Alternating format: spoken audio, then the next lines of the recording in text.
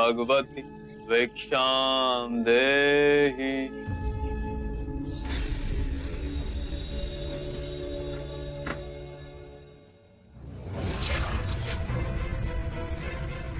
बिना परिश्रम चावल का पानी ही मिलेगा। चावल चाहिए तो जाकर खेत जोतो।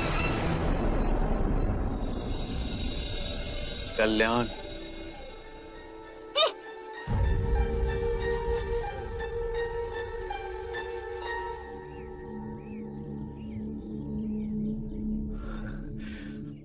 आपका व्यवहार आश्चर्यजनक है।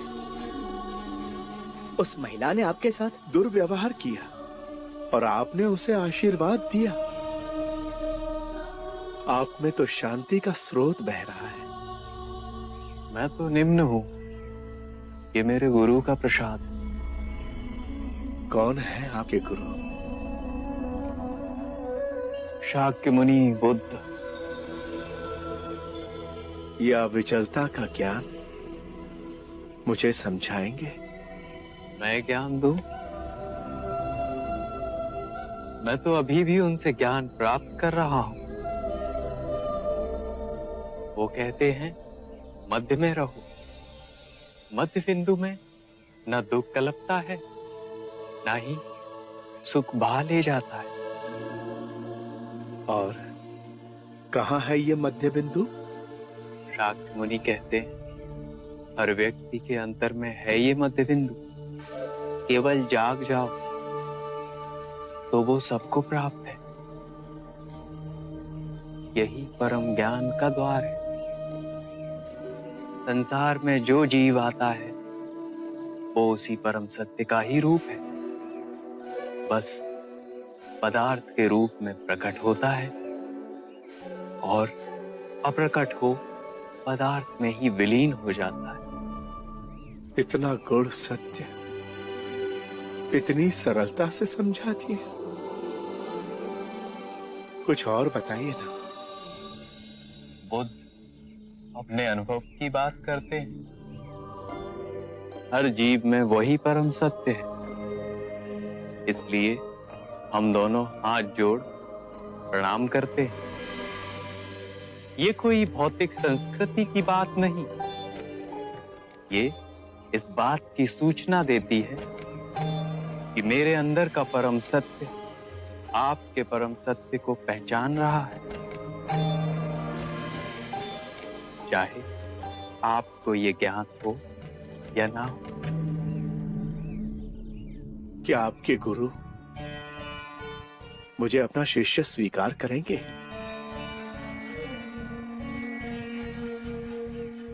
अवश्य। हम शीघ्र ही मिलेंगे आपके गुरु शाक्य मुनि से। मौगलाना, मौगलाना,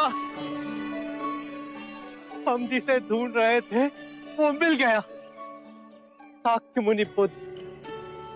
उनके कथन अनुसार हम सबके अंतर में एक परम ज्ञान का द्वार है।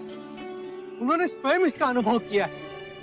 वो सुनी सुनाई बात नहीं दोहराते, अपने अपने अनुभव की बात करते हैं। तो देर किस बात की मित्र, चलो अभी उनके पास चलते हैं। गुरु भाइयों, हम अपने साधना के मार्ग पर चलते हुए शाक्य मुनि बुद्ध की शरण में जाएंगे, परम ज्ञान की प्राप्ति के लिए।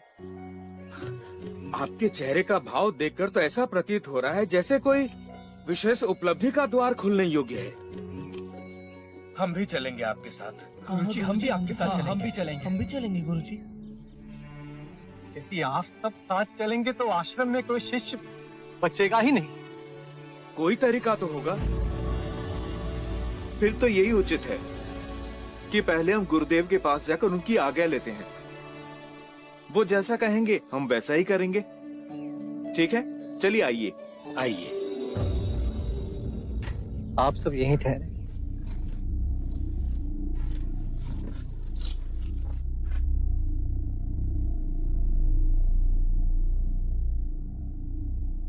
प्रणाम गुरुदेव।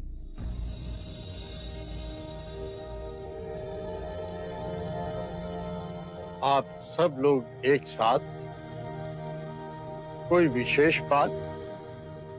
गुरुदेव, साक्य मुनि बुद्ध मगध पधारे। हम सबका अंतर कहता है कि वो हम सबके लिए मोक्ष का द्वार खोलेंगे। यदि आपकी आज्ञा हो तो हम उनकी शरण में जाएंगे। हाँ गुरुजी, हम भी चलेंगे। हम भी चलेंगे आपके साथ चलेंगे। आप सब चले जाएंगे? मैं तो चाहता था कि तुम और मोगलाना आश्रम के कार्यभार को अपने हाथ में ले और अपने निर्णय से चलाओ। मुझे कोई आपत्ति ना होगी। गुरुदेव, जब हम घर छोड़कर आ गए तो अब हमें इस आश्रम के मुंह में कृपा मत बांधिए। हमारी आत्मिक प्रगति साक्य मुनि बुद्ध के पास होगी, ऐसा विश्वास है मन में। यह आश्रम भी तो आपकी धरोहर है। गुरुदेव, कृपया आश्रम के मुंह से हमारे पांव में बेड़ियां न डालें। तो फिर ठीक है, जाओ और परम ज्ञान को प्राप्त करो। मेरा आशीर्वाद सदा आपके साथ है।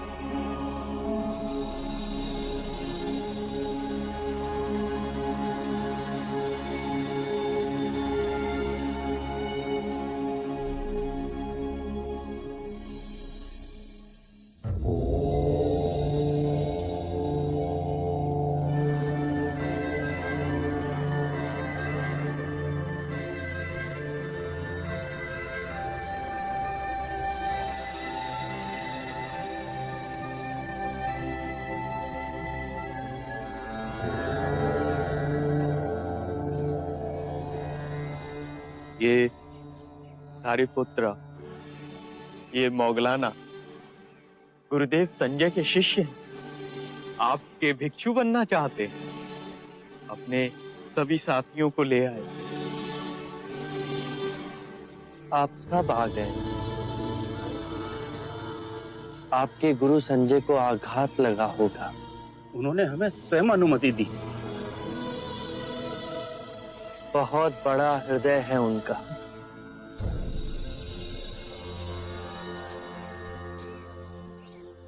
हमें वो अलौकिक दृष्टि नहीं है। अस्ता जी से आपकी सुगंध का समाचार आया। हमें लगा कि आपके चरणों में हमें मुक्ति प्राप्त होगी। आपको देखा तो लगा कि जन्म जन्मों की खोज पूरी हुई। हमें मत ठुकराइए, हम पर कृपा कीजिए। जब आप सबने पहला पग उठा ही लिया है तो मैं इस मार्ग में आपका संरक्षण अवश्य करूंगा।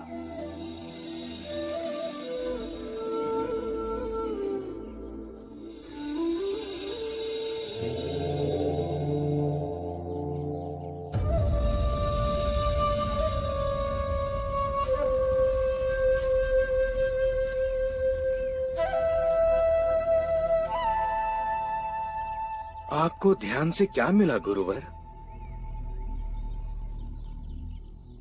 कुछ नहीं।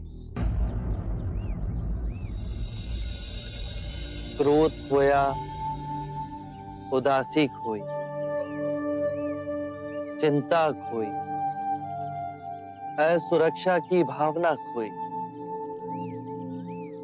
वृद्धावस्था का भय खोया और मृत्यु के दर पर विजय प्राप्त हुई। मेरे भिक्षुओं, मैं अच्छे आचरण को ही सबसे उच्च मानता हूं। यदि जंगल में आग लग जाए तो उसे बढ़ने के लिए वो अपने मार्ग के सभी पौधों और वृक्षों को खाती। जितना ईंधन खाती है उसकी अग्नि की तीव्रता और व्याग्रता उतनी ही अधिक बढ़ती जाती। उसी प्रकार दुष्ट प्रवृत्तियां, क्रोध, चिंता, लोभ, भय तब तक ही बलवान रहेंगी जब तक हम उसे ईंधन देते रहेंगे। घृणा और लालच की अग्नि तब तक ही प्रज्वलित रहती है जब तक हम उसे संसार की कामनाओं से बांधे रखते हैं। यदि किसी व्यक्ति का सारा ध्यान जीवन का परम दिव्य धन कमाने में, तो वो जितना कमाएगा उतना ही उसका मन कलेश से भरा रहेगा। वो कभी संतुष्ट नहीं होगा।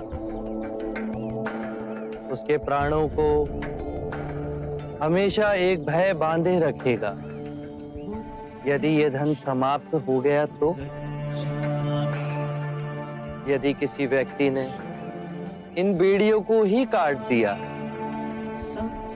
तो ना उसे आने वाले कल की चिंता रहेगी, ना बीते हुए कल का बोझ। वो स्थिर रहेगा, जीवन के हर क्षण को जिएगा, मध्य में ही केंद्रित रहेगा। उसे इसी समय इस सृष्टि का आनंद प्राप्त होगा।